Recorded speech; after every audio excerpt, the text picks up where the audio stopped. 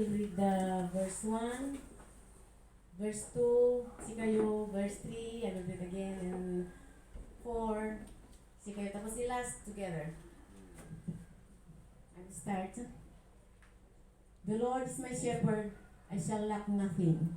He makes me Makes me lie down in green pastures. He leads me beside quiet waters. He refreshes my soul, He guides me along the right paths of His name's sake. Even though I walk through the darkest valley, I will fear no evil, for you are with me. Your rod and your staff, they comfort me. You prepare a table before me in the presence of my enemies. You anoint my head with oil, my cup overflows. Everybody? Surely your goodness and love will follow me all the days of my life, and I will dwell in the house of the Lord forever. Amen.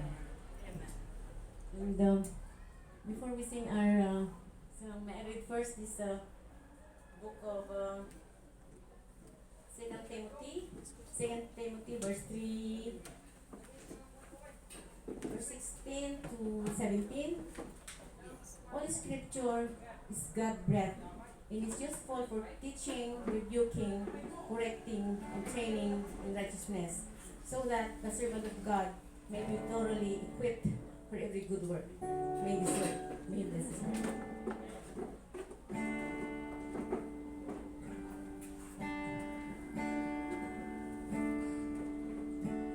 Let's sing. Shepherd of my soul, I give you full control.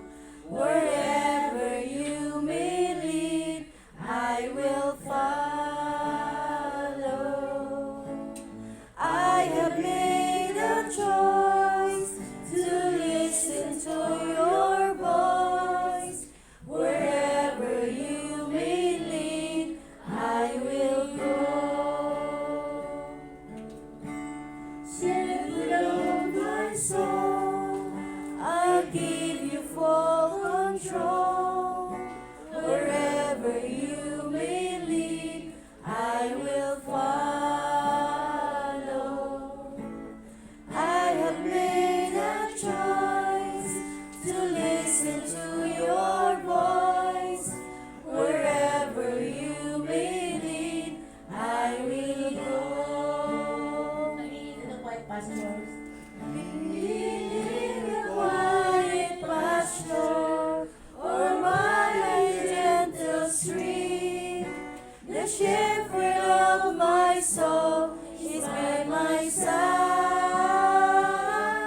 Should I face a mighty mountain, or a valley dark and deep, the shepherd of my soul will be my guide. The shepherd of my soul will be my guide.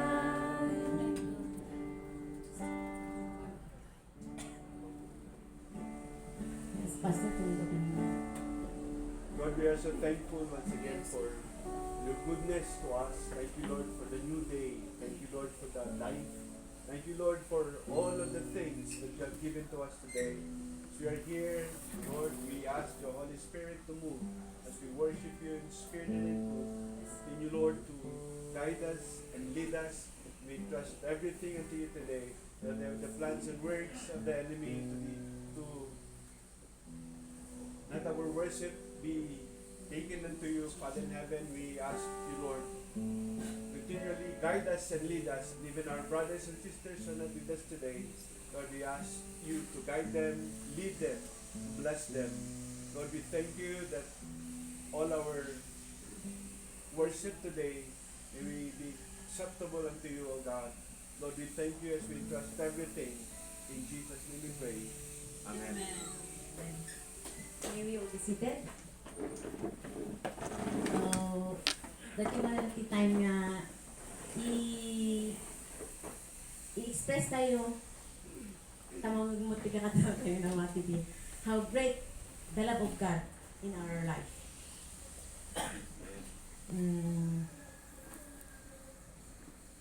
May meron no, did you want a more blessing?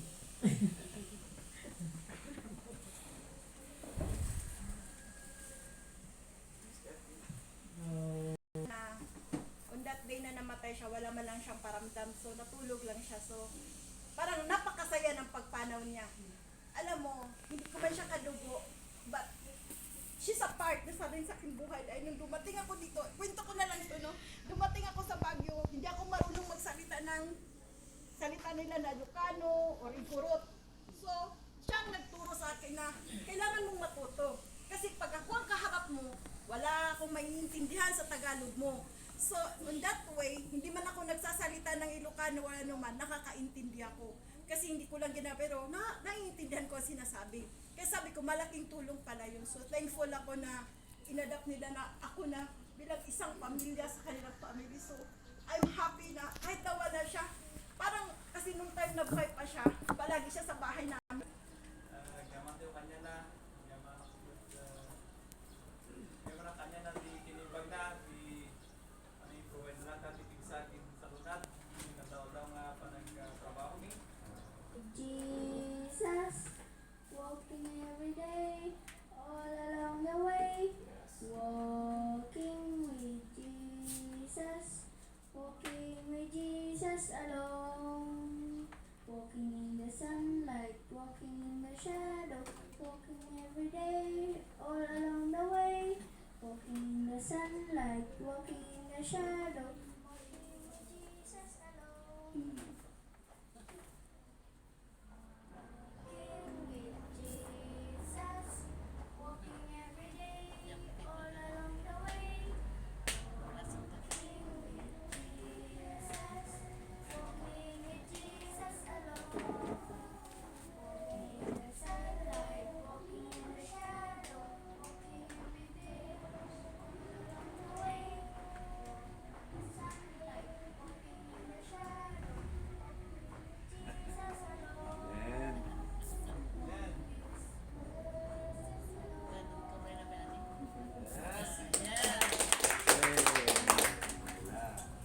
Good.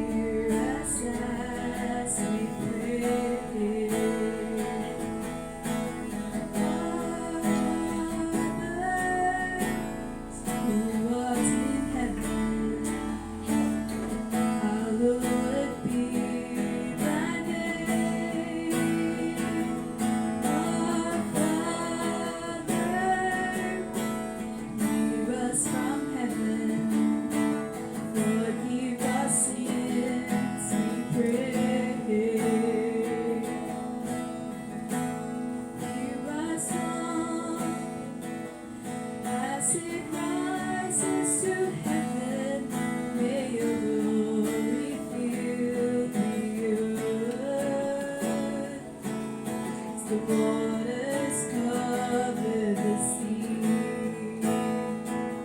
See our hearts, remove anything that is standing here in the way